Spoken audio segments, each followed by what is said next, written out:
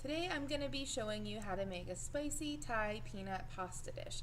It's one of my favorites, it's really delicious.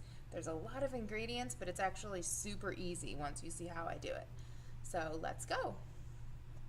The first thing I'm going to do is add hot water for the pasta. I've got pasta, I've got almonds, peanut butter, sesame seeds, sesame oil is optional, crushed red peppers, maple syrup, soy sauce.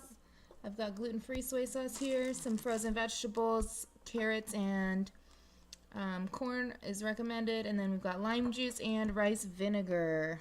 So I'm going to start off with my pasta. I'm going to dump it in the water. Once the water is boiling, and then it's going to be cooked on medium heat. Alright, our next step is getting the ingredients in a bowl for the sauce. Starting with peanut butter, soy sauce, some rice vinegar,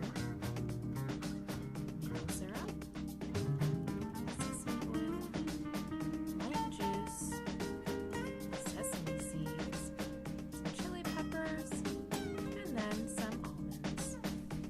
So after you mix all these together, then add another quarter cup of water.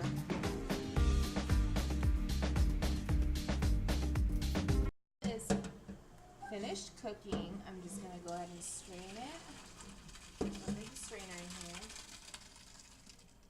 And then I'm going to add the sauce.